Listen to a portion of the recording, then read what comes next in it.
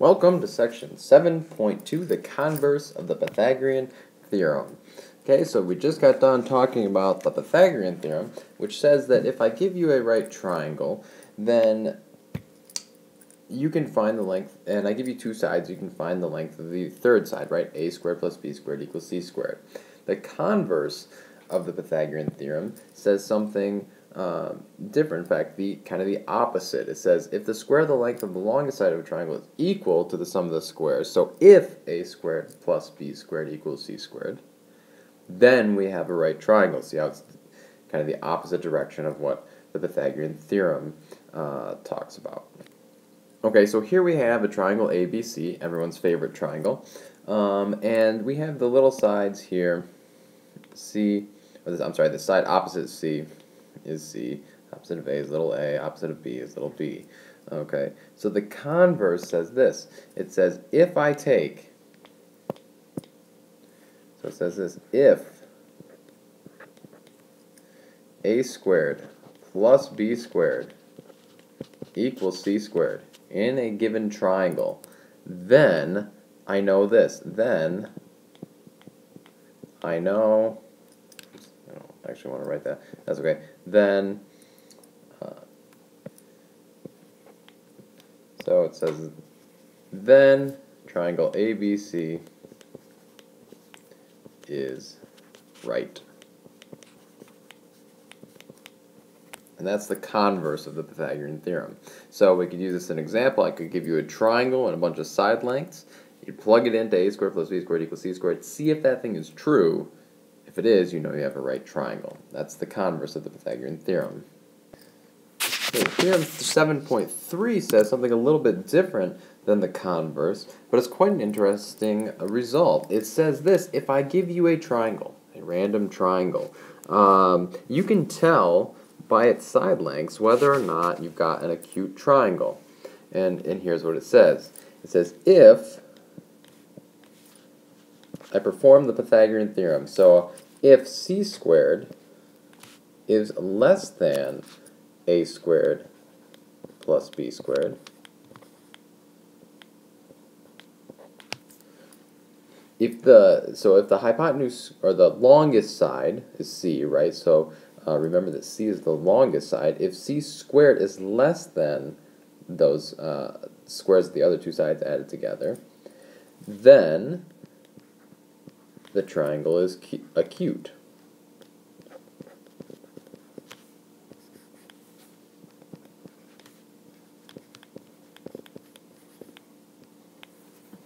Okay, so once again, if you kind of do the Pythagorean theorem and I find out that the hypotenuse is less than a squared plus b squared, then I know I have an acute triangle. Okay, the last theorem of the day is Theorem 7.4, and this says that if I, once again, apply the Pythagorean theorem on a triangle, and if I find that c squared is greater than a squared plus b squared, then I know that I have an obtuse triangle. So once again, I give you this triangle, you don't know much about it, as far as whether it's acute, obtuse, or right. You use the Pythagorean theorem to find out if it's acute, obtuse, or right. So this theorem says if c squared, is greater than a squared plus b squared, if that's true, then triangle ABC is obtuse, or whatever triangle I'm dealing with is obtuse. And that's it. So now we've got three theorems that we can kind of use to gain more information or insight into what type of triangle I have, aside from just simply measuring the angles. Alright, let's look at an example of how we might actually use this then. So I've got this example set up here. I've given you a triangle, and my question is, what I want to try and figure out is this a right triangle? Okay, now the first thing we've got to do is figure out what is the longest side. So I've got this 3 square root of 34 over here. Now, I don't really know that maybe you do, but sometimes it's hard to tell what that number actually is. And I think if you put that in your calculator, you'll find that that is the longest side. It is greater than 15. Okay, so when I find C, remember that I'm looking for the longest side. So this would be my C, and then A and B, it doesn't really matter what I pick. If it's a right triangle, then they're just my legs. So A might be 9, and B would be 15. C, once again, is my longest side. So I look at A squared plus B squared equals C squared. And I'm just going to plug these things into the formula. So A squared is going to be 9 squared plus B squared, right? Well, that's going to be just 15 squared. And C squared, that's 3 square root of 34, that whole thing squared. Okay? So now on the left, this is going to be pretty straightforward. 9 squared is just 81, plus 15 squared is 225. And this square term over here, this is going to just be 3 squared and the square root of 34 squared. So we break that up into, and I'll try and write it all in here. I don't know if I have enough room, but 3 squared and the square root of 34, that thing squared. Okay, so we break that thing up into 2 parts. And then it makes it a little easier to look at. 81 plus 225 equals 9. And the square root of 34 squared, well that, remember we're multiplying here, the square root of 34, that whole thing squared, is just 34. Okay, so so now the math gets real simple. 225 plus 81, that's 306. And I think if you do 9 times 34 in your calculator, you'll also find that 9 times 34 is 306. If I find that 306, that the left and the right are equal, then I do have a right triangle. So this is a right triangle. Okay, I'll go through this one a little bit quicker. Hopefully you've already kind of looked at the last example. So once again, I've got A squared plus B squared equals C squared. I'm going to be using that equation, the Pythagorean theorem, a lot here. And I'm going to kind of label my A, B, and C. You don't have to do this every time. Lots of you guys will get kind of quick at this. But C, remember, is always my longest side. Okay, so C is 26, and then it doesn't matter which side I call A or B. How about we call this side A over here 22, and this will be our B. Okay, so we'll just plug everything in. 22 is our A, so 22, let's move down here. 22 squared plus B squared is 14 squared equals C squared is 26 squared. Okay, bust out your calculator, and you'll find that you get 484 plus 196 equals 26 squared is 676. And if you add those things on the left, you get 680. And quickly we see that since this is not true, then I must not have a right triangle. So let's write this in, how about purple? These are not equal, so the triangle is not right.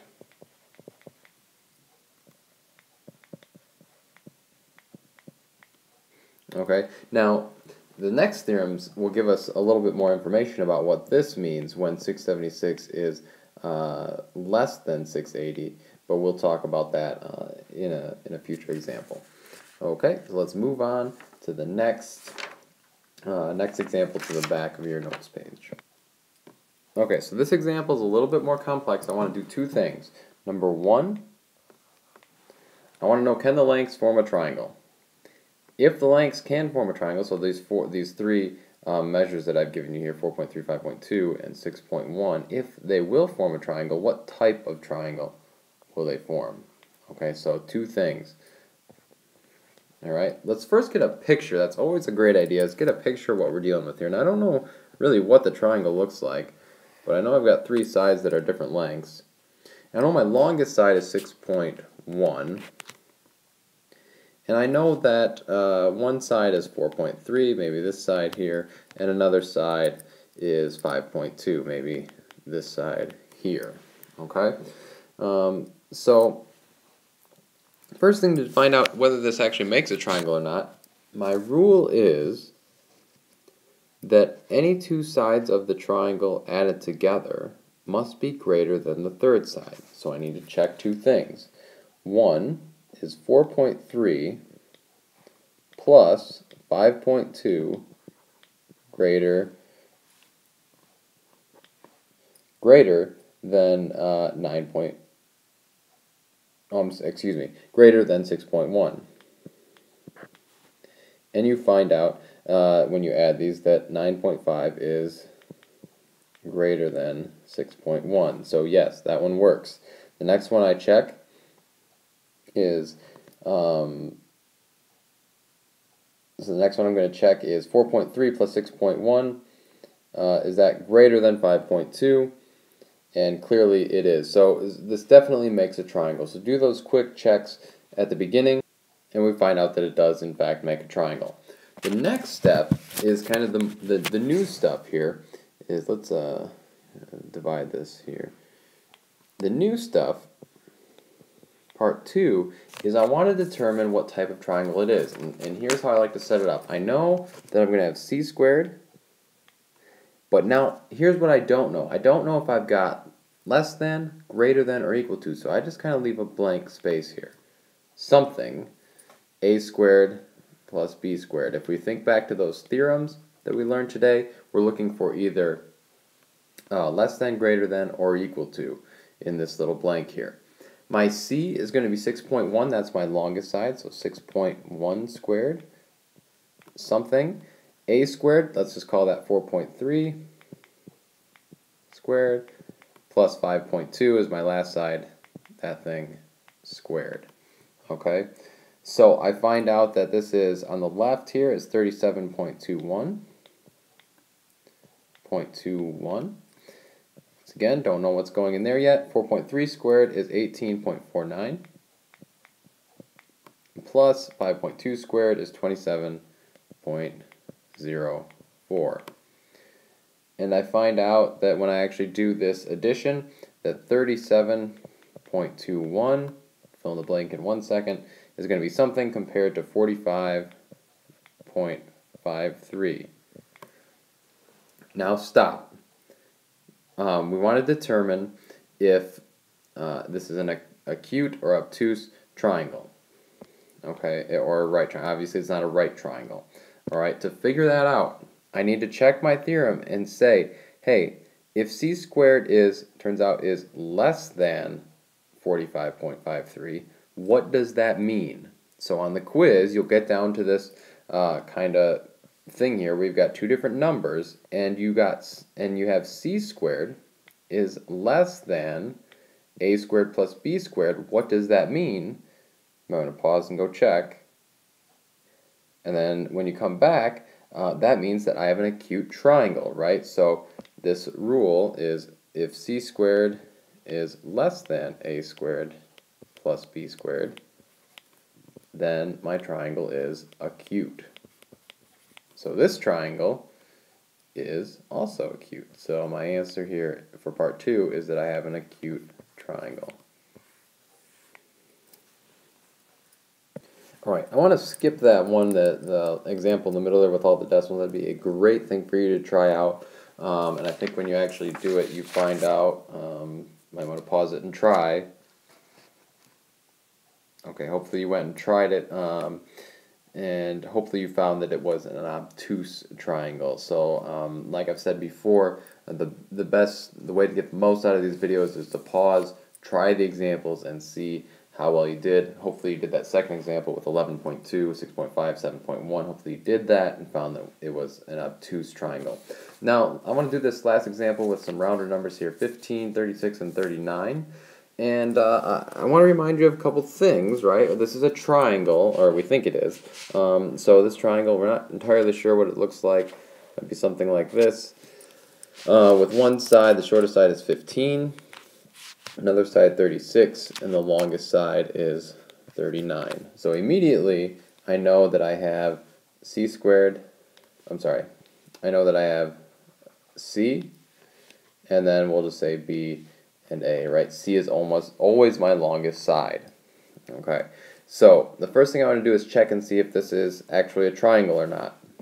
15 plus 36, that's greater than 39. And then 39 plus 36, obviously greater than 15. And then last, obviously 15 plus 39 is greater than 36. So we definitely have a triangle. So part one, we've got a triangle. Now we just want to figure out what type of triangle it is. Okay, to do that, right, so this is part two. I set it up the same way I did before. I've got c squared. I don't know what's in between. B squared plus c squared. Oops, excuse me, a squared. And that really should be a squared plus b squared, but the order is not important, right? So c squared, well, that's 39 squared. Something, b squared, 36 squared. Plus a squared, well, that's 15 squared. Okay, and so now I've just got to do some math. Okay, and I found out that 39 squared is 1521. Once again, I'm not sure. 36 squared is 1296. Plus 15 squared is 225. Okay, so once again, still not sure what goes in the middle there. I take 1296 plus 225. And I find out that it's 1521. 1521 on the left. 1521 on the right. If those things are equal, then that means, so if I've got an equal sign here, then that means that I have a right triangle. So this triangle is a right triangle. Right? Because I checked a squared plus b squared does equal c squared. That first theorem we learned today tells me that I actually do have a right triangle. And that's it for this section. Sorry it's a little bit longer than most of them, I think, but hopefully you went out about it the right way, got a lot out of it, and then now you're ready to work on section 7.2 homework.